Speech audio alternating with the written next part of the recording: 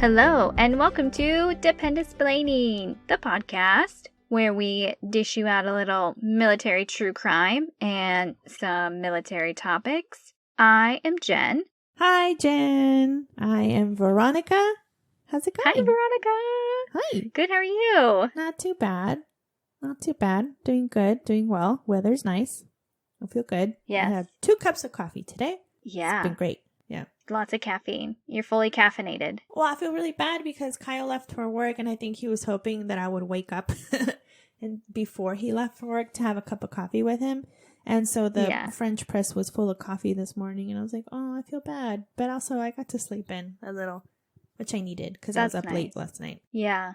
It's good to sleep in when you need it. I was up very early this morning. I go walking with a couple friends around the neighborhoods and stuff. And at 5 o'clock in the morning, I wake up before David. He's like, what time are you waking up? I was like, 5. And he's like, why? I'm like, you get up early? He's like, not that early. I'm like, I know. Well, I'm going to go walking and then I'm going to go home and have coffee and sit and chill for a long time. I really like getting up early. You know me. I'm always up early. But lately... Some alone time. Yes. Alone time. You feel a little bit more accomplished for the day. I've been staying up too late, though, lately. And I feel really tired in the mornings. And I was like, I need to, go to sleep earlier and get up earlier and get back on my routine and I'll feel better. And last night, I was hanging out with some friends. And so I was up late. And then I came home. And Kyle was watching The Office, so I got sucked into 2 episodes, and it was I couldn't stop laughing. So I was like, I couldn't go to sleep, and then I was like, I need to ignore this and just fall asleep. But I kept finding myself giggling at everything. So, anyways, it's hard. I love The Office. I think we're only on season 3. We stopped watching it because we got into something else, another show that came out, or I don't know, maybe Selena.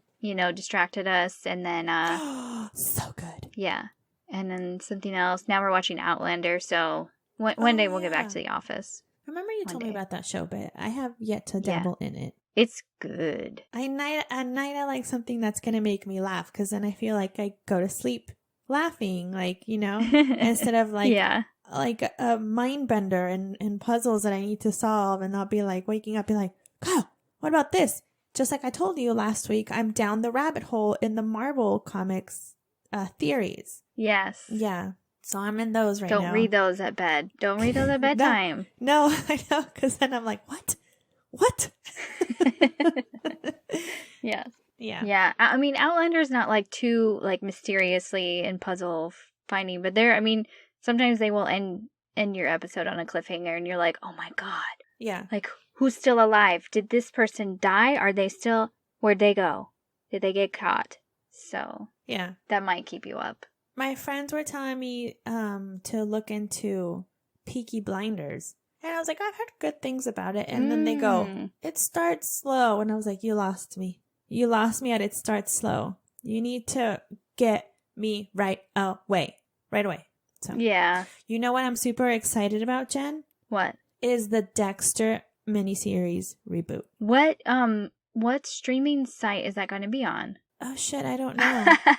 Probably HBO, because they were HBO. Okay. So probably HBO. Damn. I could be wrong. HBO Max. Did you watch Dexter? Yes. You watched it? Yeah, it's been so good, right? Years and years and years. Yeah. So it's been a long time. Yeah. I told Kyle about it, and then he goes, he watched it, the preview to it, and he was super excited. And he's like, Deborah's not in it. And I was like, well, no, because she died. Sorry, spoiler alert for anyone who hasn't seen it. And he is like, yeah, good thing she's not in there. I was like, you didn't like her character? He's like, she got my nerves. I was like, she kind of annoyed me towards the end, especially when they had the sexual tension for a few episodes. And I was like, I'm not liking this. I don't like this. When she was seeing the therapist, I was like, I don't like this. I was like, this is disturbing. But the show itself was so good because what's his face is such a good actor that he played such a psychopath so well. I was like, oh my God, it's so creepy that he plays it so well when he got into character of being Dexter Morgan, and I was like, it's almost like you're watching bad acting. Mm-hmm. And then when he switches over to serial killer, I was like, oh my God, this is scary. Like, he's so good. Yeah. I love him. Watch Dexter, you guys. It's so good. Look, I got chills. He's a excited I got. Great actor. There's another show that he was in that we watched, and it was like, is it 6 Feet Under? No, I did see some of that. I didn't watch all of that, but it was a few years ago maybe, and it was on Netflix, and it was like called like The Neighborhood or something like that, where it's like a gated community, and then there's like, I think there's a couple murders that happen, and I don't know, it's really good. Yeah. It's one of those random ones that you find and you're like, oh, I'll watch that. Especially if it's about murder. Murder. Yeah. Oh, it's such a good show. That one, so we got into that one and Weeds kind of at the same time. Yeah. I loved Weeds, and then it just started getting like weird, super crazy, and I was like, oh, I don't know if I can follow. Yeah. I watched it all the way through. Kyle didn't. He stopped watching it at some point. I can't remember. But when she was married to that Mexican drug lord, and I was like, stay with him. He's so cute. So I've known that guy for a while now because I have seen him in Mexican movies before, and he's so good looking. He's just like unconventionally good looking. Like, he's not like your regular. Anyways, he's super cute. I like him. Yeah. Yeah. So that was a good show too. But I'm so excited for this miniseries to come out. Yeah. I love when they reboot stuff. It better be good. Obviously, the show. I'm here for it. The original show is really good. So, I mean, they have a lot to live up to. Sometimes they let you down, but I feel like nowadays they've been better at getting these shows right. So, yeah, I'm excited. Yeah. I just have to find a way to watch it. I don't have HBO. Okay, Jen. Well, before we get started, I have a really good episode for you. But before that, let's tell our listeners where they can find us. With your imagination. Imagination. Yeah, so if you want to find us, reach out to us, give us a story, leave us a comment, anything, just email us at dependsplaining@gmail.com, or find us out on Facebook, Instagram, Twitter, and shout us out. Shout out those comments. Comment on our shit. Yes. Talk to us. Yes. Whatever you want to do. Talk to your friends about We're here us. for you.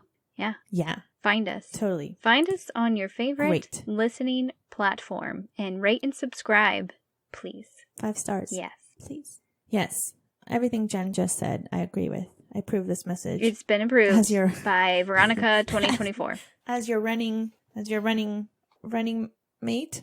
You're my running mate. I'm your for 2024. I approve this message. Yeah. Here for you. Jen will be vice president with me. We'll see. Great. Okay, Jen. I have a murder for you. I'm ready for this one's crazy. Murder. Twists and turns all over the place. Oh, man. And it's from one of our favorite murder places, one of the 2 that we've been finding. Yeah. This one happened on Kadena Air Base, which is located in Okinawa, which is an island of Japan. I don't know what it is in the murder water here, but there's always a list. I guess it's just things that have happened. It's an island. It's surrounded by murder water, so murder water, yeah. And then there's North Carolina. Yeah. That seems to also be on the coast of murder water, I guess. On the coast of Yes. Okay.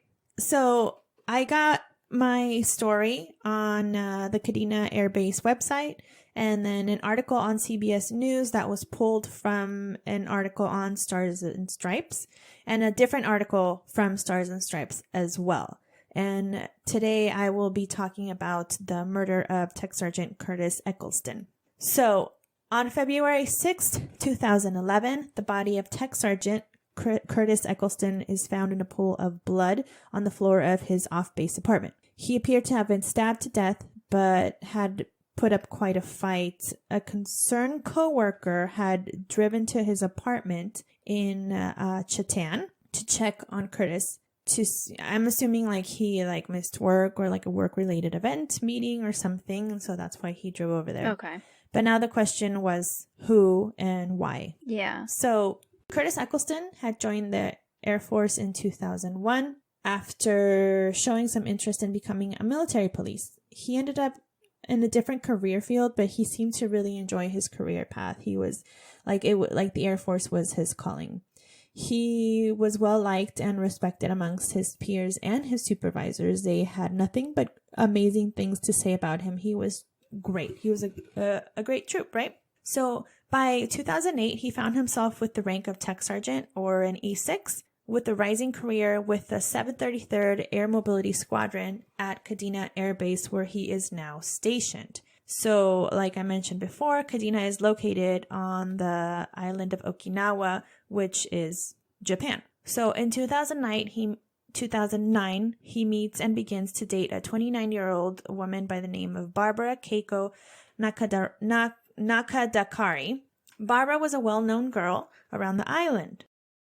She had dated a lot and was kind of a socialite. She was especially known like amongst military service members. Yeah. I'm not going to judge her lifestyle, but in the article she was called promiscuous, which I don't think is a thing. Anyways, it's not a thing, people. Anyways, she was well known. Let's just say that. Now Curtis, he's smitten with her. She's beautiful. She's fun. And when his brother Chris visited him on Okinawa, Barbara pulls all the stops to impress him. She acts like their tour guide. She cooks impressive meals and just lays on the charm real thick. And Chris leaves thinking that his brother has found the one and a lifetime of happiness is in the horizon for the lovebirds. So he like leaves and he's like, he's great. Like his girlfriend's great. So this seals the deal for Curtis. He's like, my brother likes her. My friends like her. She's perfect. Right? So then in 2009, the couple ties a knot in a JOP ceremony. Nothing fancy. They were like, let's just get married. That's what we want. That's the end result. But there's always a but. Always. Just a few months into their marriage, Barbara's charm begins to fade. Curtis notes that she doesn't take life seriously and she like acts childish, and this really is like, it doesn't sit well with him. He's like, what's going on? She like has no ambition and if she like had a career, according to Curtis, it would be babysitting. She was like a great babysitter. Okay. Bookmark that, Jen. Put a bookmark in that. On babysitting. Okay. Oh boy. Yes. Okay. So now Curtis begins to think that maybe he made a mistake in marrying her and he should probably get a divorce, because he's like, this isn't what I expected from her. She showed me a different side of her. But before he can ask for a divorce, Barbara tells Curtis that she is pregnant. And he's like, okay. He is like super excited. So Curtis pumps the brakes on the divorce. He's beyond excited to become a father. He hopes that this pregnancy and motherhood will force Barbara to grow up and just grow as a person as well. So he puts the divorce on the back burner. He's like, let's see where this goes. So during the relationship and into the marriage, Barbara holds another relationship really close to her heart, and that is the friendship she has with 26-year-old Nicholas Cron. Staff Sergeant Cron, yes, Staff Sergeant, he was also in the military. He works in the same unit as her husband Curtis, but like in a different area. So they know each other. They're not really like friends, just acquaintances. They know each other. So now here is where your suspicions will start to try and connect the dots, Jen. Barbara had actually dated Nicholas Cron. Nicholas and Barbara met on Facebook and began a sexual relationship. They had been in a relationship with Cron, was deployed to Turkey. So they like deployed him out of Okinawa.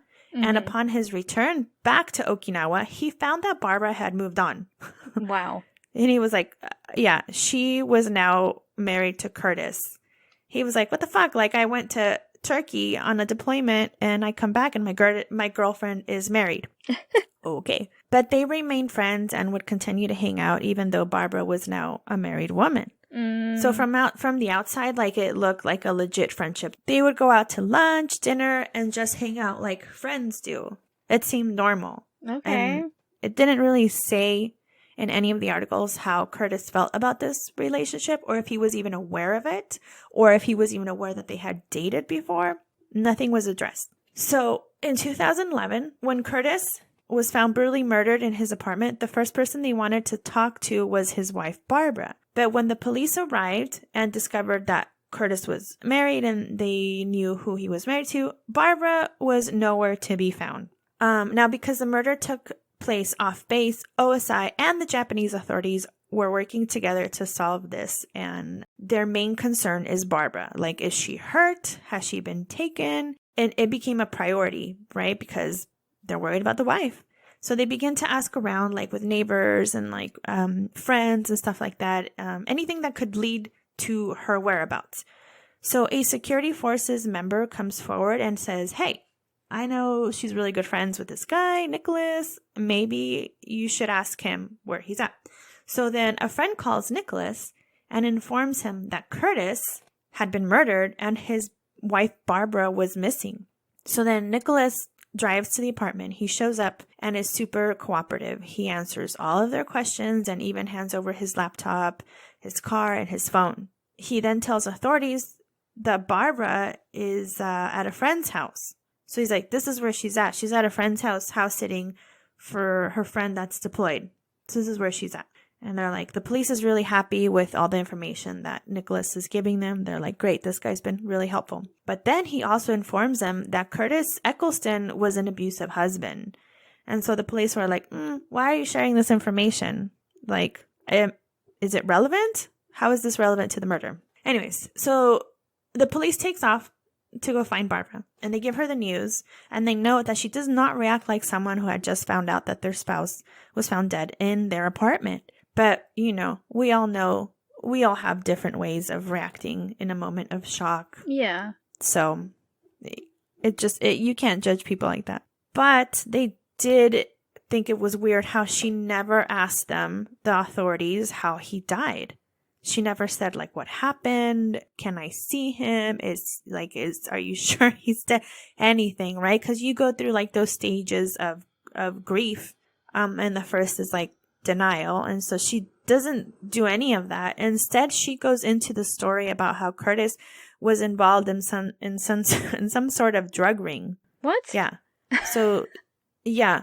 She tells them that, yeah. So the authorities find her reaction a little strange, but because drugs had been on the rise during this time in Okinawa, I believe it was like the fake pot that was going around at the time, that synthetic marijuana that had been making a rise on Okinawa. So they find that it could be a possibility that maybe he did get involved in something like that. So they don't rule out anything just yet. Now, OSI brings in NCIS, and they start to investigate these drug allegations. They begin to think that Barbara may have been telling people about the abuse and the drug operations, leading people to believe that drugs or like a large amount of money could be found in the apartment. That was one of their theories. They're like, okay, maybe it is plausible that he was involved in this, and because she was blabbing around town about the abuse and this, someone could be wanting to take revenge. So now this apartment can be found, or was found to be across from a place called American Village, which is like party central for service members, really just for anybody. It's party central. It's full of nightlife. And so maybe some drunkard wandered over with bad intentions and Curtis was their target. So, but they came up empty with their investigation into this theory. Nothing points to Curtis being involved in any sort of illegal drug operation. The crime itself spoke loads. Like, his body was stabbed too many times to have been like a drug hit. It was more like a crime of passion, just because it was attacked so much. And his laptop and phone were also missing. Nothing else. The house was staged. Like, drawers were pulled out. It looked staged. And those were the only two things that they took. It's like, why didn't they take his gaming system or his TV? Yeah. Right? So police question Barbara on the whole drug dealing thing. And then she changes her story and says that he was not dealing drugs. He was just holding on to some drugs. And this was going to earn him some money. Money that he planned to use towards legal fees for their divorce. So now all of a sudden she agrees to the divorce. Oh. Like, yeah. Now she's changing that. Really? Really? Mm-hmm. Yeah. So, but authorities, they're onto her and she's not fooling anyone. She knows something. They're like, let's stop right here. So now investigators begin to look a little further into her alibi. She was in fact house sitting and she was actually logged into a game of World of Warcraft. The investigators do some more digging and they find out that Barbara and Nicholas are having an affair. That's right. Yeah, it wasn't just a friendship. Mm-hmm. Yes. He was a little too cooperative with police, in my opinion. But what do I know? I'm not a police officer. So now he's being seen as a suspect because they're like, this guy looks like because of the relationship, he's devoted to her. This guy would probably do anything for this woman, right? They're friends. So Nicholas tells investigators that the day of the murder, he got off work around 6 or 7, and then he met up with Barbara and one of her friends, and they all had dinner together. Around midnight, he says his goodbyes to Barbara and her friend, and he heads home to study for a promotion exam, and then he went straight to sleep after he studied. This is what he's saying. Japanese authorities retrieved surveillance video from Curtis and Barbara's apartment building, and the footage that they retrieve, although it's very grainy, they see a car that looks very much like Nicholas's car, and the occupant of the vehicle also looks like Nicholas. But the video is grainy, and that's all they have to go off of. Yeah. So this is where the fun begins. Oh boy. Oh boy. So now with this footage, they have reason to believe that Nicholas is lying.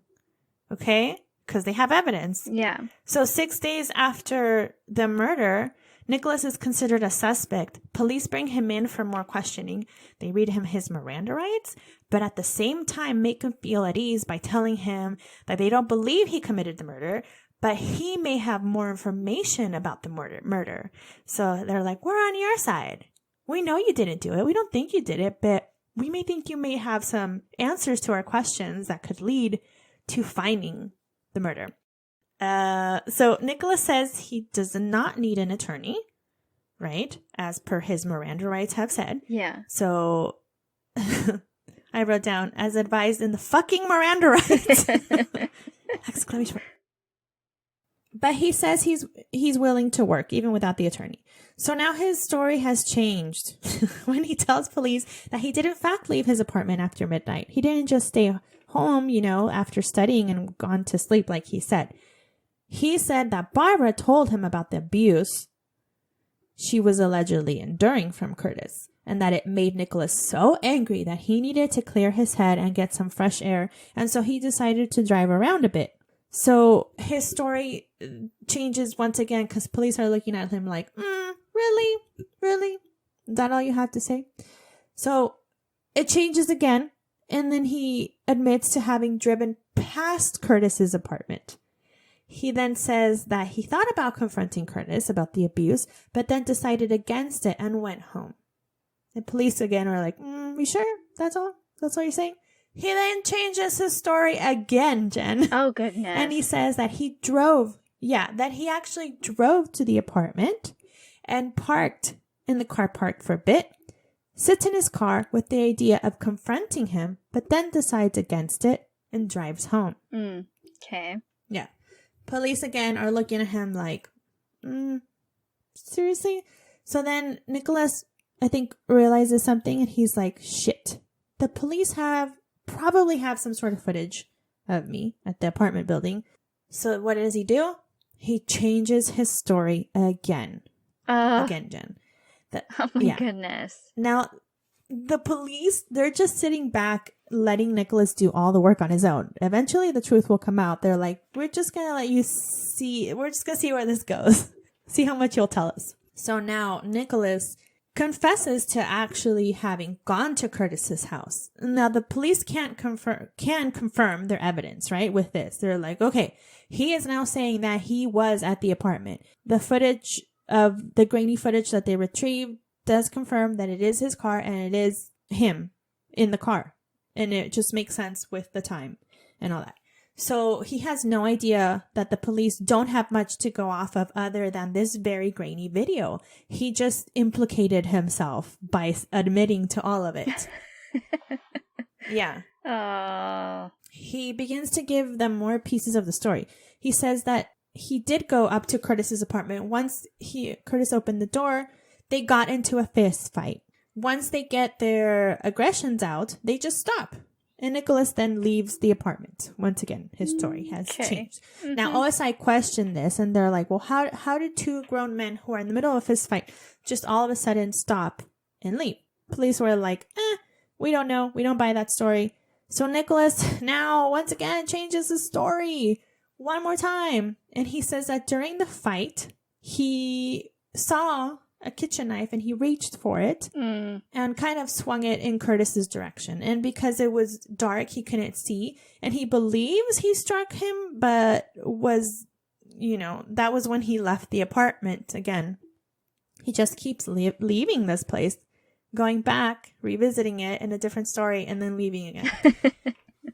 Police still are not buying the entire story. The wounds found on Curtis's body are not consistent with the kitchen knife. They were more like a double-edged knife.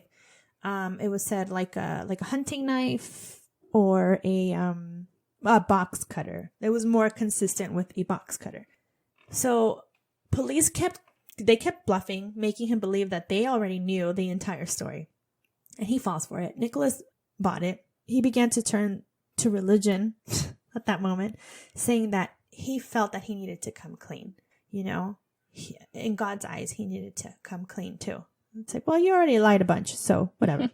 Now, Nicholas says he had taken a nap in his vehicle, and so he admits to having driven there. He took a nap in his vehicle. He had changed his clothes, dressed in all black, put gloves on. He wore a black hooded sweatshirt and a black beanie, and he showed up at the door to confront Curtis with the intent to kill him. They also look into his digital footprint because you know how he had turned over the phone and the laptop. Yeah. Nicholas thought that by simply deleting text messages from his phone, they would disappear. But forever. That's not how it works. No. Okay? Yeah. And in those text messages, they found that Barbara and Nicholas had been plotting Curtis's murder for 3 months. 3 months, Jen. Yes. Mm-hmm. Mm-hmm. Barbara is a manipulative person, making Nicholas believe that Curtis is an abusive husband. Now, over the course of 3 months, like I said, they plotted 3 different ways of killing Curtis. Wow. The exchange of text messages are disturbing. I have some here that were transcribed. Kron is saying here. Kron says, I want to skin him alive. Barbara answers, well, we need a plan. I think we failed tonight. Maybe another night. Kron says, it's going to be great. You are going to be free of him. And then in another text message, she also asks if he loved her. And he says yes. And she asks him to prove his love by killing Curtis. Oh my gosh. Yes, Jen. Because that's how you prove your love. Oh, yeah, of course. Not by being respectful and faithful. No, not by being a good person. And taking out the trash when you're supposed to. Yeah. And remembering what time your class is. And remembering what time your class or your wife or your spouse has a regular scheduled class weekly. That hasn't changed. Nope. Anyways. That's for another episode. So they started to come up with these plans of how they could kill Curtis and get away with it. The first plan that he came up with, or that they both came up with, I guess, was that they were going to push his car off of a cliff in Okinawa. So he thought that they could stage a car accident. He'd put some like paint thinner or something in the back of the car so they could make him look like he lost consciousness. And the second plan that they came up with was to put fishing line across like the steps of his apartment building. And so he would like trip over it. So they were going to put the fishing line on the steps. And Barbara was going to fake an allergic reaction to something. Apparently she was allergic to some sort of food. And then Curtis would run down to the car where she kept her EpiPen or her medication. Who keeps their EpiPen not on them? If you have an allergic reaction to something, wouldn't you want your EpiPen to be like in your front pocket? Yeah, like somewhere right? in the house. Or like near you? In the cabinet, in your kitchen. Yeah, have one in the car, but have one or multiple in the house at least. Multiple. Yeah. Anyway, so that was their plan. And that he, on his way to the car to get her EpiPen, he was going to trip over the fishing line. And so he would fall down the steps. And if the fall itself didn't kill him, Nicholas would be at the bottom of the steps, ready to break his neck. So let me tell you, they live on the 6th floor of the apartment building. I too live on the 6th floor of a apartment building. The stairs don't go straight down. No. They have landings. Yeah. They have landings of every floor, and it's kind of like, not spiral, but, you know, coming down. Yeah. In spiral mode, because you go down the first floor, and there's a landing, and then there's another one. A staircase... The landing, if he did happen to trip over the fishing line and fall, he would have only fallen about 6 steps before hitting the landing, and then his momentum would have stopped there because it would have hit like the railing or the wall. Yeah, he wouldn't continue. Staircases have. He wouldn't continue to fall. Yeah. So I don't know how they were going to execute that plan. Maybe that's what stopped them from doing that. That was a terrible plan. This was just my observation. Because like I said, I too live on the 6th floor of an apartment building. Silly. So another plot was to make it look like a drug deal gone wrong. They even practiced coming in through the window and testing out like the noise on the bed. Because I guess like when you come in through the window, there was a bed underneath the window. So they were worried that it was going to be like too much noise once he landed on the bed. So since Curtis was most likely going to be playing video games with headphones on, the noise should not be a problem. And this would give Nicholas enough time to go in and cut his throat as planned. Oh. That was the plan. Oh my God. And I think that's what they agreed on. So on February 5th, Nicholas gets off work around 9 p.m. He goes home and packs his kill bag. Now the kill bag contains a change of clothes, towels, surgical gloves, dishwashing gloves, a hunting knife, and a box cutter. He then goes to dinner with Barbara, as I mentioned before, and he goes home with the excuse of having to study because she was with friends. So this is what he told them. But he doesn't go home. He parks about a mile away from Curtis's home and begins to walk to Curtis's home. When he arrives to the apartment, he begins to have like cold feet and like second guesses himself. So he walks back to his car. He takes a nap, like I said, and then wakes up around 3 a.m. and calls Barbara. And she kind of like pumps him up, encouraging him like, you can go through with it. Like this, just do it. And so he drives his car a little closer because his little leggies are too tired of walking the mile there and back. So he notices that there's a light on in the apartment that appears to be a TV because it's like flickering like a TV right. would. And so he calls Barbara again because she's holding his hand through this entire mess. And she's like, it's fine. He falls asleep with the TV all the time. You're fine. This is normal. It's going to be fine. So he puts on his gear. He enters the apartment through the window as planned and catches Curtis by surprise. Right away, he starts swinging his knife and cutting Curtis. Curtis begins to plead for his life as he promises not to go to the authorities. And if he just lets him go, he's like, let me go. I'm sorry. I'm not going to tell anybody. Like, just let me live. But Nicholas continues his assault. Curtis puts up quite a fight. He has defensive wounds on his hands, his feet, and his knees. Nicholas then calls Barbara around 4:45. And he puts her on speaker while he continues to stab Curtis. Curtis can't even move at this point. And Barbara then asks if he's dead. Nicholas says that he's still alive, but only has just but a few minutes to live. Later during trial, Barbara said that she only partially listened to the phone call because she was in the middle of playing video games. So she claims to have put the phone down. She didn't want to listen to that, and she continued playing her video games. Like that would lessen her participation in the murder or something. She'd be like, well, if I didn't hear it, maybe it didn't happen. Yeah. Nicholas had stabbed Curtis in the neck, which proved to be fatal wounds. So Cron is then arrested on February 13th and taken to a military prison. Japanese authorities brought Barbara in for questioning. She appeared to be acting during this entire investigation. She moped around, she walked slow, she spoke English when she wanted to, and she appeared to not speak English at certain times. So all of a sudden she's like, I don't speak English. So she was putting on quite a performance, but still not grieving for her husband. She was living in Japan, but she was actually a Brazilian national.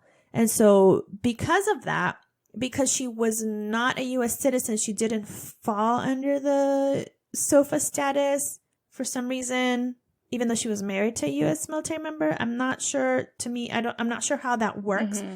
But because she was a Brazilian national living in Japan, she would face charges under Japanese law. So they confront her with all of the incriminating texts found on Nicholas's phone. Barbara claims that all of this is the result of a spell she cast on Curtis. Oh, good God. Okay, seriously? She claims that a fortune teller that she met online suggested a spell to make her husband Curtis treat her better. Oh, my God. Barbara claims that she had become a Wiccan after having become disillusioned with her own religion, saying that God never answered her prayers. So she turned to Wicca. This is not hocus pocus, lady. No. Come on now. No. Stop. Yeah. Oh, no. good God. And I don't. Yeah, I know. I'm not familiar with Wicca, but I know it's more spiritual than it is spells and shit like that. But she did say she never asked Nicholas to kill Curtis. That was not in the deal. She also admits to having faked her pregnancy. So she's like, psych, I was not pregnant. Yeah. Just kidding. Figured that one out. Yeah, right? And it was confirmed by doctors because they gave her a pregnancy test and her hormone levels were not that of a woman who was pregnant or had been recently pregnant. Right. The pregnancy was a scam, and Nicholas was in on it, on the whole plan. He actually helped her acquire fake ultrasound pictures to show Curtis. Wow. Come on. Lies. Oh my gosh. Right? Lies, Jen, lies. She faked a pregnancy. She claimed spousal abuse, which was never proven, by the way. She supposedly would record arguments between her and Curtis and then play them back to Nicholas, telling him that the argument he was hearing was then followed by physical abuse, but it was never proven. She could have just been recording a normal argument that a couple would be having. Right. And making it seem like it's much worse than it is, embellishing it on. Yeah. Oh, come on. Yeah. Yes, exactly. She was laying it on thick for Nicholas. Yeah. Because Nicholas was devoted to her. Okay. So now that Nicholas has been caught and he's told the truth, he's been super cooperative with the police. Where else is he going to go with this? He's already been caught. He's the murderer. Might as well tell the truth, right? Yeah. So he agrees to show police where he disposed of the kill bag.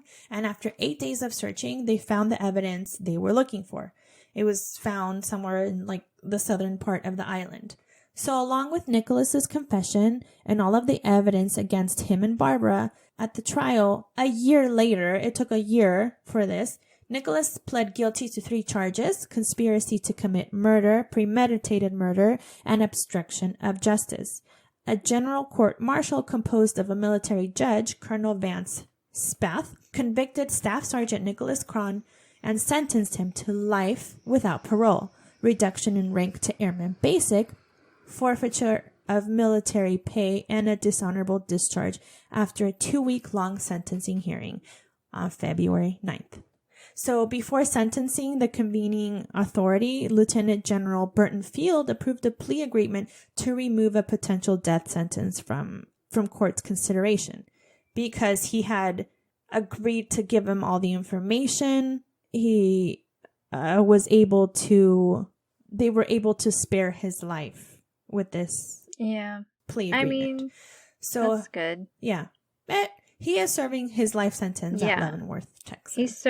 Kansas. Leavenworth, Kansas. He's serving one way or another, at least. Exactly. Now, it was theorized that Nicholas couldn't bear the thought, this is one of the motives, maybe they think, that he couldn't bear the thought of Barbara moving away after finding out that Curtis had received orders in January, so just a month prior, to go back stateside. But Curtis had actually requested an extension on his tour in order for Barbara to have their baby. I think what it was, because I think he still wanted to go through with the divorce, but Barbara, because she lied about the pregnancy, he was like, well, I'll put in an extension to meet my child and then maybe go back stateside, or maybe they could work it out in between there.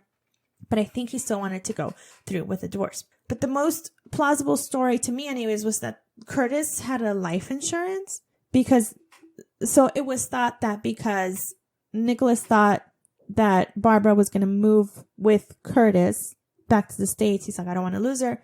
I'm going to kill Curtis and then she can stay here with me.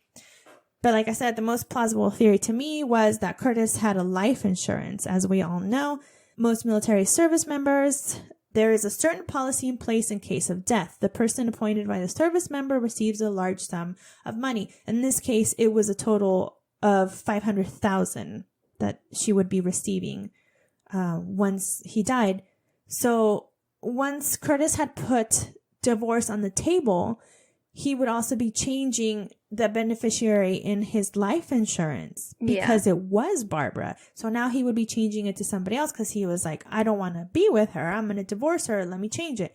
So this probably made Barbara nervous, and it was like a race against time. So she fakes the pregnancy in order to buy her more time with him, but that wouldn't last long because, of course, pregnancy changes woman's body, and that wasn't going to happen to her anytime soon because she was faking the whole thing. So, you know what else she lied about?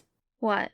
Remember when I told you to bookmark at the beginning of the story? Curtis had said that if Barbara had a career, it would be in babysitting. Guess who she was babysitting, Jen? Who? Her own fucking children. That's right. Yeah. What? Barbara had 2 children that she had, and she would, like, they were her children, and she would tell Curtis they were her cousins. So every time she was like babysitting them, she was actually, watching her own children. Yeah. So she was leading a double life, this crazy bitch. Oh my God. That poor guy. Oh my God, that poor guy. Yep. He didn't even know what he was getting into. He did not know the kind of crazy he was marrying. So Barbara, and in trial, she denied that money had any motive for her in the murder. Yeah, so, sure. You don't want to do anything, and you don't want to get a job, and you just want to hang out. And you got upset when your husband told you that you should probably do something. So yeah, of course, money is not a motive. No, definitely not. It's not an issue. Yeah, sure. So a few months after Nicholas's trial in April of 2012, Barbara's trial begins, and Nicholas Cron was the star witness. She pled not guilty, but a 3-judge panel found Barbara's defense crazy and sentenced her to 20 years of hard labor in a Japanese prison. And she'll be 48 years old when she gets out in 2031. In just 10 years, Jen, she's been there for 10 years. And so in another 10 years, she'll be out.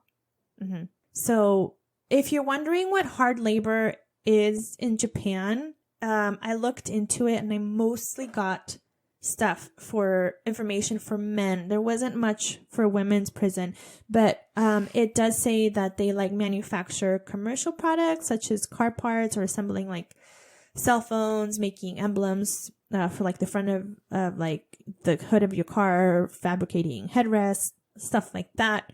And if they refuse to work, they are punished by being sent to solitary confinement. And so, for the women's, the only thing that I could really find was it involved dressmaking and cell block cleaning. So I don't know if that's considered hard labor. It was hard to find what they do. Since his death, both Curtis, his mother and father, have passed away.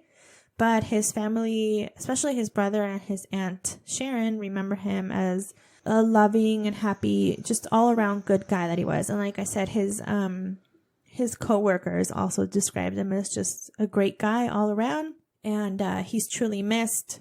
And that is the story of Tech Sergeant Curtis Eccleston. Wow. Wow. Oh my goodness. Terrible. What an awful person. Yeah. Yes, Jen. It's crazy, this whole story all around. It was crazy. That's insane. And she gets out in 10 years. That's insane. In 10 years. Yeah. Yeah. What is she going to do? She's going to be 48. She's going to try to get back into her old ways again, you know? Hopefully she's turned her life around and does something because she left 2 children. Yeah. She left 2 children. Well, I mean, she was babysitting him before, so I don't know that really affected her too much. In my opinion, just doesn't seem like she cared all that much. Yeah. I couldn't find anything on, like, if the children were obviously from a previous relationship, but if they were, like, from a service member I would hope as well. Not. Or just, who knows? I mean, if they hadn't, like, who they're with now or at the time, too. Yeah. Because where are they when she she doesn't have them, and then when she does have them, she's babysitting. That's so strange. She must not have babysitting. She must not have a lot of custody then, if she's able to claim babysitting. I don't know. Mm-hmm. Yeah, and that she was married and living in living with her husband. Yeah.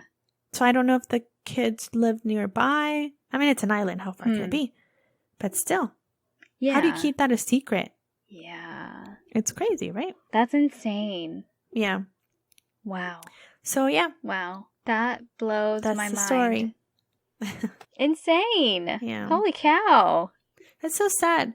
You know, this poor guy, he was so handsome and found this woman who's beautiful, and he's like, this is great, looking forward to a lifetime of happiness. And then she turns out to be a huge disappointment in the marriage. Yeah. And then she takes it even further with this other guy. It's just all around crazy. It's just a web of lies everywhere. Yeah. And all the people involved that are suffering because of her selfishness. You think, I feel the guy should have never murdered. He should have never fallen into that. No matter what, I don't care what a woman says to you, murdering is not okay. Mm-hmm. It is not. That's not. Why couldn't he? Why, what would have happened? Yeah, it's not the solution. If she actually did get divorced, what would have happened? He would have been with her, and then she would have gotten bored of him too, and found another person, and then try to convince them to kill. It's was it like a never-ending cycle for her? Right. Why did he agree to it? Why did he agree to the fake pregnancy? What was the point? He could have just said, no, I don't want to agree to anything. Get a divorce and continue to live your life the way you were living it. But I think it was the money. It had to have been the money. That was the motivation, because he would have probably benefited, or she made him believe that he would have benefited from it as well. Right. I'll give you half of it or a portion of it. We'll have all this money. Otherwise, it's why? Yeah. We have all this money together. We can be together fully, and we won't have to do a lot. And I feel like her whole motivation is, she wants all that money so she still can continue not doing anything. Yeah. Yeah, exactly. Continue just having a party life. It's okay, because COVID would have shut you down. Oh yeah, real quick. Yeah. American villages shut down for you. No more nightlife. Jeez. Yeah. So, wow. Yeah. It had to have been the money. I just keep going back to that and saying it had to have been the money. It had to. It's the only, it's the most, it's the reason, the reason that sounds most possible why you would be motivated in order to fully go through with taking someone's life. Crazy, it is the motive for a lot of people, so. Yeah.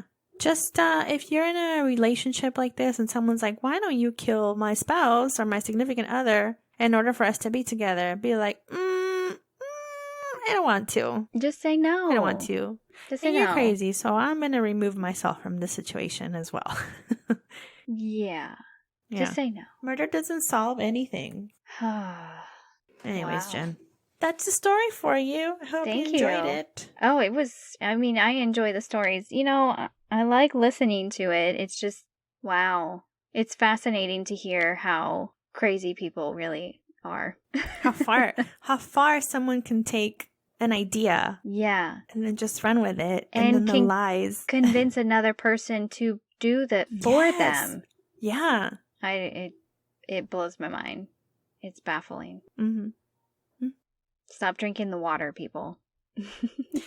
The water in Okinawa is poisoned with murder. The water in North Carolina is also poisoned with murder. I can't wait to see what other area is poisoned with murder. Yeah. We will get into it. I can assure you. We'll find it. Yes. We'll find it. We'll find this murder water and filter it out. At least partially. Yes. Okay, Jen. What do you have? What I got for you this week is a base highlight. Yay! Yay! When I don't know what to talk about, I'm like, I'll just go resort to a base highlight. 'Cause here we are. That's what you want to know. Yeah. So I decided to do an Army base, and I am covering Fort Gordon, which is in Georgia. Oh. Yeah. Fun. I don't know anything about this place. I've never been to Georgia, so I don't have a lot of my own opinions on the areas, and so all I have is just what I've been able to find about. I've only been through the Atlanta airport. Yeah. It was hot. Woohoo! I got lost. The airport. Yay! Yeah. It's a good airport. It's very nice. Super clean. I liked it. I got lost. Yeah.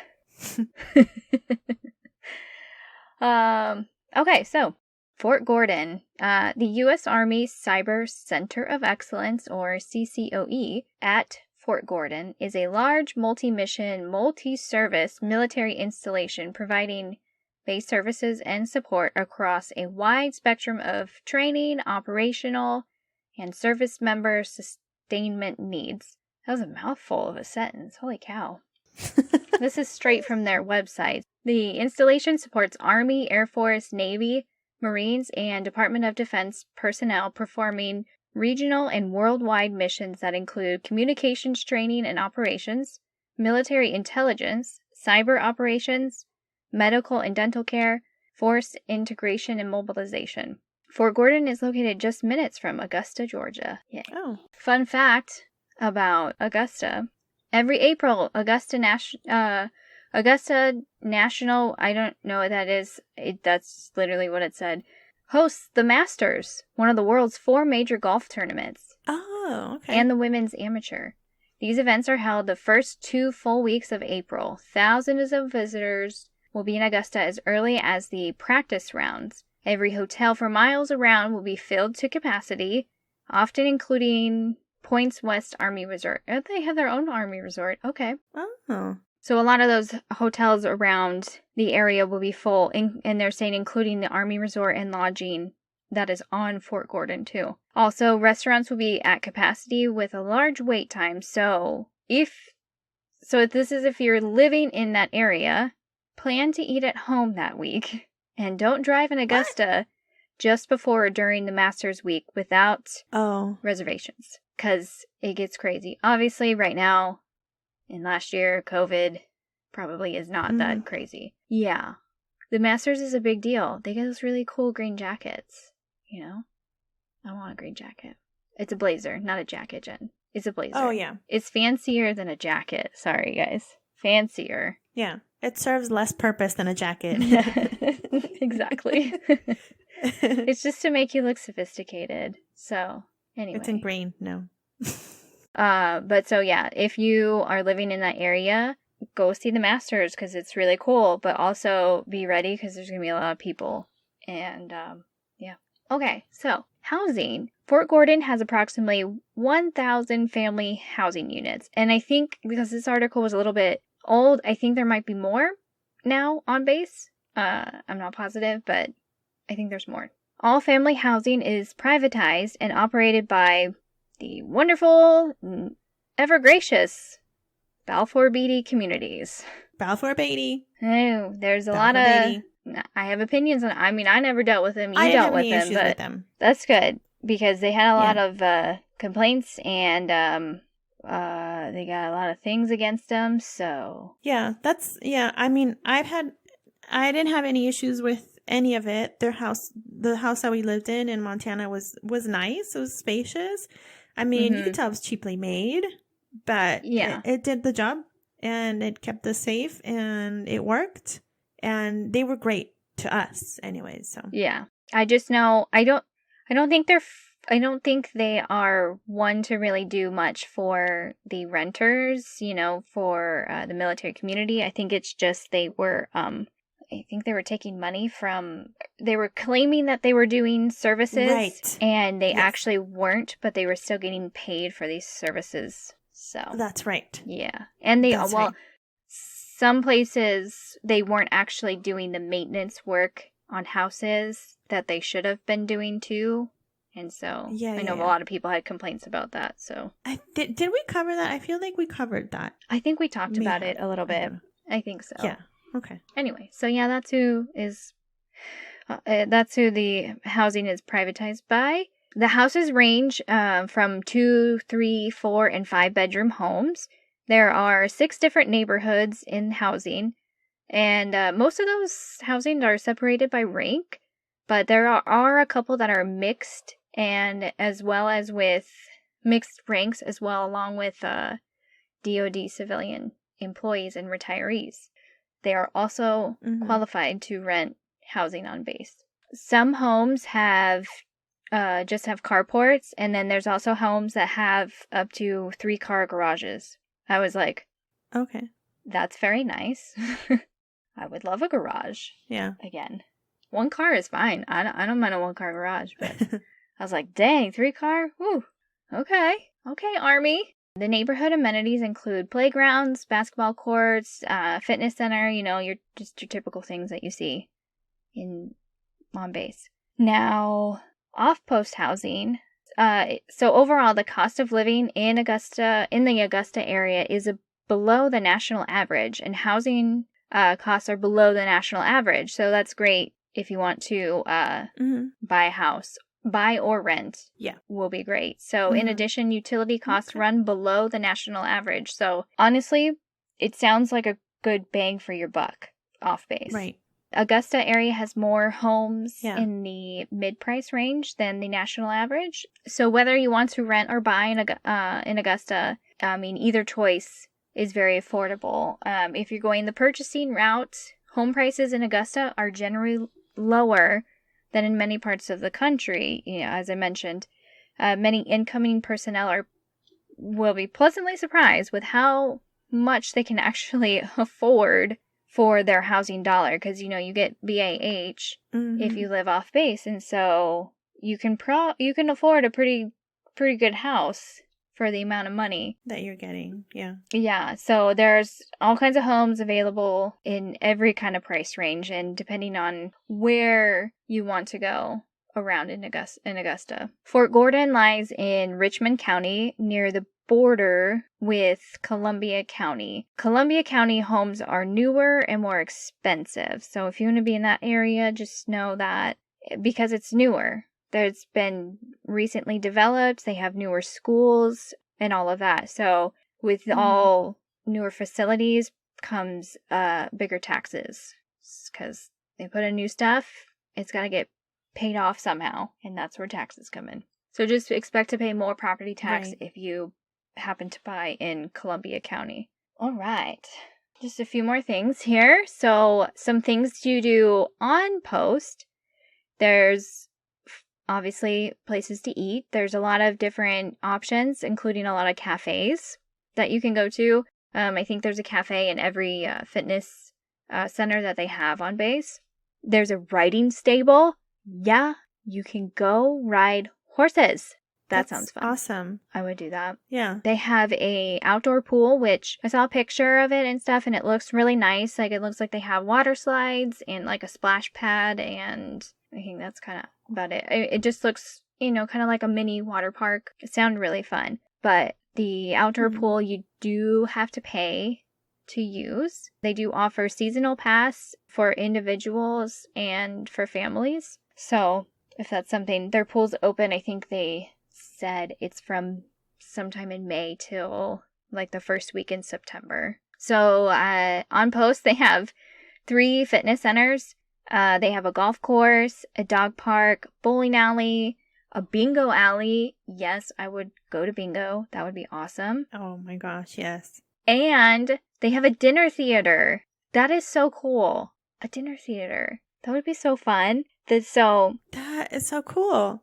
Their dinner theater is made up of a bunch of volunteers, and they're both active duty and civilian volunteers that go and will That's awesome. Put on these performances all year round. I was like, that is so cool. I've never heard of a on-base dinner theater. No, me neither. What a great idea. That would be awesome. That is such a great idea. Yeah. I want to pitch that to the commander. You should. That is so cool. The group commander. That is awesome. Okay, so things to do with the kids. So if you have children and you're moving to Fort Gordon, they have 3 CDCs, or, child development centers, or better known as daycare. That's how I knew it. Every time I see CDCs, I think of, the Center for Disease Control now because COVID. So sorry. It's true. No, it's true. Yeah. So they have a school age center, before and after school care, a pre-K program, middle school teen program, and youth sports and fitness for ages 3 to 18. So I just found a few things, and I just found some stuff around Augusta. So if you're looking for stuff to do off post, in Augusta, they have the Augusta River Walk. I mean, need I say more? That sounds amazing. Kind of like in, San Antonio has that too? San Antonio, yeah. So it just, beautiful views and the river. And I mean, come on. Awesome. Mm-hmm. You can visit the boyhood home of President Woodrow Wilson. That sounds fun. So, which is so funny because in Illinois and the town that my husband grew up in, they have the boyhood home of Ronald Reagan, because the town he grew up in is the hometown of Ronald Reagan. Oh, really? So they have that. Yeah, Dave went to the same high school as Ronald Reagan and all that stuff. Yeah. What? Yeah, that's so crazy funny. stuff. So when I heard that, I was like, oh, that's cool. That's so funny. I'm from California, and I guess where we're at, nothing good comes of it. Right? There's nobody notable. Nobody. We did have Arnold Schwarzenegger was our governor. Yeah. That's awesome. Yeah. I don't think anybody famous has been. Well, I mean, I have a country singer from our hometown that I went to high school with. But is he still famous? Yes. I mean, I think so. I listen to his music. I'm not a country music fan, so I don't know. Kyle is the one that's friends with him, so I don't know. Yeah. I don't know if he's still famous. I mean, I think so, because I still listen to his music all the time. It's on my playlist, so. That's so funny, yeah. Yeah. Well, I went to high school with him, Jen. See? You did. See? There you go. There you go. Maybe one day they'll have a boyhood home for him, too, that you can go visit. Maybe one day. One day. One day. So you can take a trip down 18th century colonial life by visiting the Living History Park. So if you ever want to know what colonial times were like, churning butter, you can go. Churning butter. No electricity. The women had to wear long dresses even when it was fucking hot. Yeah. Bonnets. Bonnets, men with top hats and canes, even though they didn't need the cane. It was just an accessory. Like, it was cool back then. Mm-hmm. And, I don't know. Right? They had top hats? I don't know. Maybe. Maybe? I don't know. Sure. Yeah. Pillbox hats. Yeah. Top hats. Something. Yeah. They had hats. They wore a lot of hats. Yes, they did. And they smoked cigars, They wore a lot of hats. The Pipes. women wore bonnets, pipes. Yeah. I don't know. But if you want to know what it was like, you can go to that park and find out. Yeah. You can head over to Evanstown Center Park, where there's at least pre-COVID, they had farmers markets, outdoor movies, and concerts. Sounds like a pretty big park. So yeah, that sounds fun. The summers fun. in Augusta have an average high temperature of 90 degrees and an average low of 67 degrees. In the winter, the average high is 58 degrees and the average low is 34. So you can enjoy the outdoors really a lot more. They said they have mild winters and easy summers, like nothing too crazy. It's not a huge dip. Mm-hmm. So I mean, they have walking trails, hiking trails, a lot of outdoor activities that you can enjoy there. Mm-hmm. So get outside. Gotcha. Get outside, everybody. No. Yeah, go outside. That's what I tell my children every day. Go outside, please. Get out of here, yeah. I wish I could send my kids outside, but like I said, we live on the 6th floor of an apartment building. Be like, I don't know where you're going, so just stay here. Yeah, please don't go outside. Yeah, I'll take you outside later. Yeah. Yep, so that's all I got. That's Fort Gordon in Georgia. Cool. Sounds like a nice place. Is it just me, or does the Army have really good amenities on their installations? I think so. I mean, I just feel like their stuff is way better. They offer a lot more, too, because there's like that's how I feel. I forgot to mention, they have their own hospital on post as well. Obviously, a dental, place. Go clean your teeth. Clinic? Thank you. Dental clinic? Words. I know the highlights that we've done that have been Army posts. I think I did one on like Fort Carson and it just sounded awesome. Yeah. I've looked into Fort Hood. Fort Hood is just gigantic and they had a lot of stuff on there. It's like people would never leave base if everything is on there for them. Yeah. And then meanwhile, on an Air Force base, here I am complaining about nothing to do, having nothing to do with my poor children. Yeah, and they're brown signs, so if you tried to go somewhere, you couldn't see what the sign is telling you that it is. Yeah. Yeah. Yeah. That's awesome. That sounds like a really good place. So it's good information for anybody who's moving there or lives there and didn't know of some of these things. So yeah, that's cool. Yeah. Fort Gordon, everybody, in Augusta, Georgia. Put it on your list. Put on your list right now. And speaking of lists, obviously I've seen on all like this, the spouse pages and stuff that, the stateside list has dropped because everybody's like, what do you think of these 3 bases? Yeah. And can you give me pros and cons on all? Yeah, Air Force side, yeah. All these bases. And I'm like, oh, you guys are so funny. It doesn't matter what information you get, what base you put on your list, because the Air Force is going to give you whatever they want. Exactly. They don't care. Sometimes you will get lucky. No. They look at your list and they go, oh, you want to go here or here or here. Well, we're just going to put you in the middle of nowhere. Yeah. Enjoy. Oh, you want to go to Florida because, Florida's on your list? I'm going to send you to fucking Idaho because it's close enough, right? Yep. Oh, exactly. You want you want sunshine and beaches? Now we're going to send you where it's like feet of snow. Sorry. Right. Exactly. That's when we were trying need to be. When we were in Belgium, we were trying to get stationed stateside again. I don't know why. It was a moment of insanity. I have apologized to Kyle profusely for saying, let's go stateside. Anyways, we wanted West Coast, right? So we were putting down everything on the West Coast. Yeah. And we were aiming for like Beale Air Force Base, which is in Northern California, just an hour away from where I grew up. Yeah. We get Montana. Yeah, of course. It's like, how did we get Montana? And I'm not complaining about Montana. I enjoyed my time very much there. But you can't put a girl that grew up in California in the nice, sunny, warm weather in Montana and expect her to survive. Mm-hmm. I died. I froze to death, people. I froze to death. Yeah. It's very cold. Yeah. But I loved Montana. Take me back. I'll go back. Not to live, just to visit. But I'll go back. Yeah. Yeah. So, I've seen those posts too of that. But like, give me the bad and the good. I'm like, you don't want to hear the bad because people have more bad things to say about locations and you're just going to be disappointed. Be like, listen to the good stuff. It's always better to go with a good impression of it and just pick and choose what you want that is bad.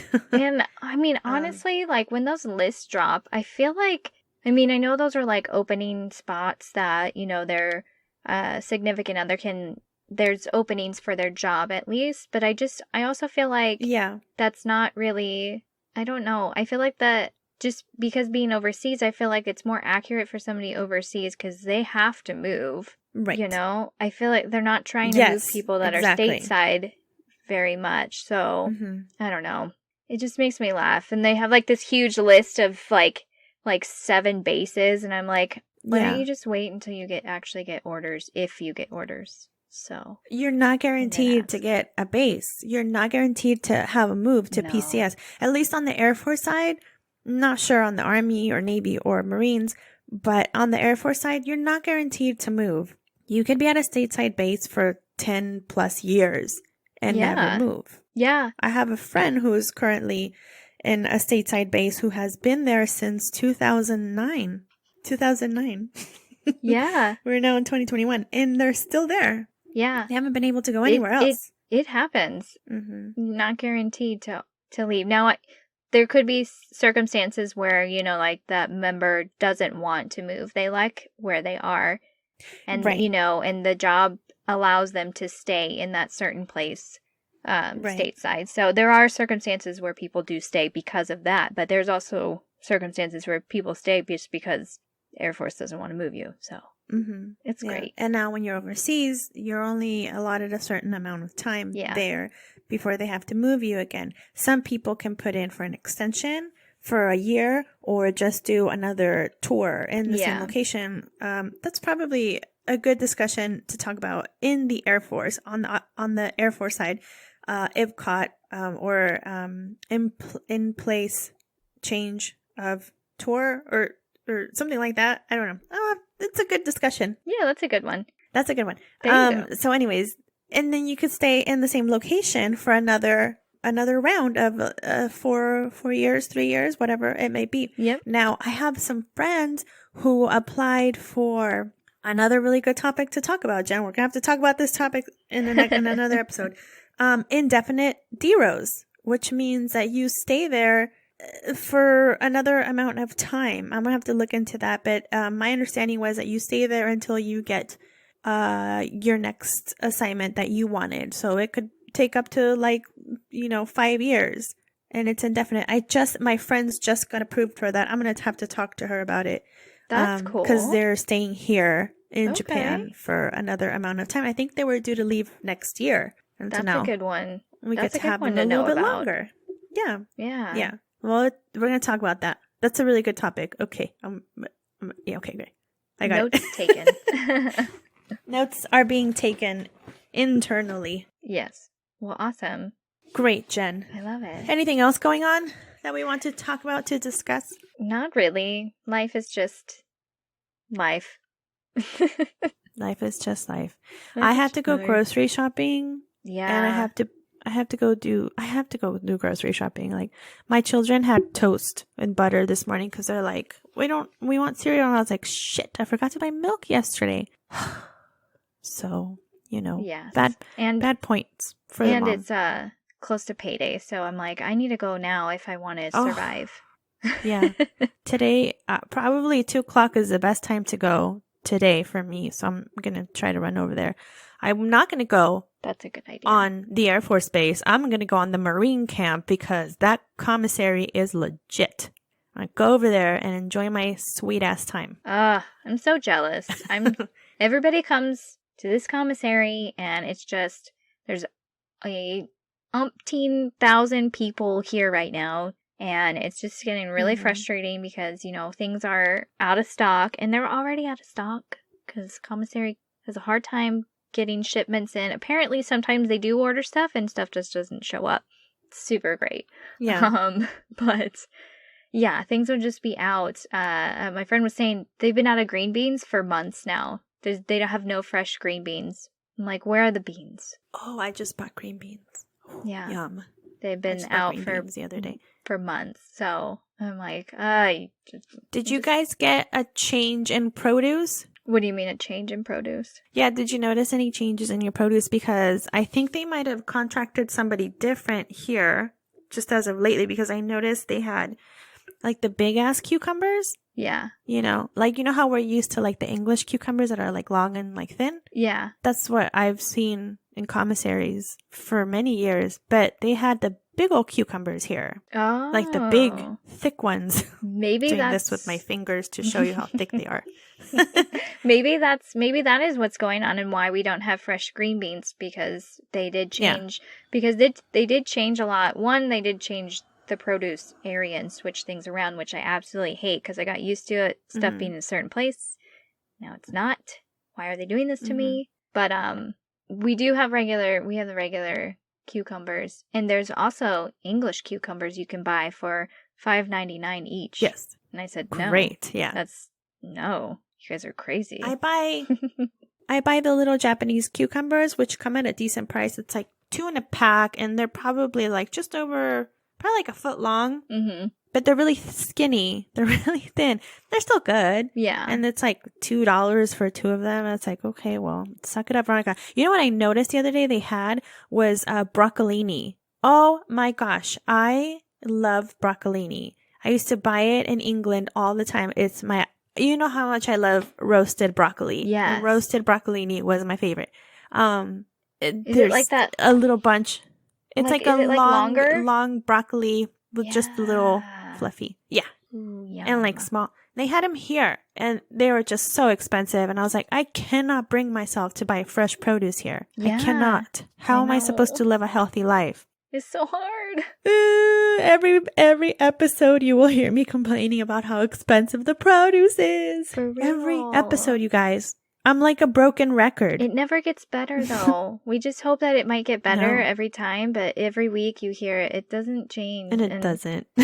I don't even want to know. One, I don't even want to know what's available right now and how much it's going to cost me. I know. There was a lady that I know. Her husband's a first sergeant, because Dave's in the first sergeant stuff right now. But she posted about she showed her countertop, a very small section of her countertop, and she went grocery shopping for some things, and it wasn't even that much. She didn't even buy that much stuff. It cost her it was $103. She's like, how does this small amount of food equal $100? Tell me why. Yeah. Tell me. Yeah. Tell me why. Tell me why. Ain't nothing but expensive produce. Yeah. And heartache. Mm-hmm. Tell me why. Ain't nothing but expensive produce. Yeah. Sorry, guys, but it's just depressing. Okay, Jen. Well, thanks to all our listeners for listening. Yes. And I hope you guys enjoyed this episode. Don't forget to email us at dependusbleeding@gmail.com or leave us a comment on Facebook, Instagram, or Twitter. And don't forget to rate and subscribe on your favorite listening platforms. Make sure you give us 5 stars. Don't be lazy. No, just do it. Just go on there right now as you're listening to us. Look for us, Dependus Blading. You see it? Great. Scroll all the way down and click on 5 stars and submit. Great. Look at that. Look at you progressing in life. Good job. I love it. Yes, please. Share with your friends, please. Spread the word. Spread the love. We love to hear from you. It warms our heart when we get very good emails from people. So just reach out to us and, enjoy your cheap produce, because wherever you go, it's not that cheap. Because there you are. Goodbye. Goodbye.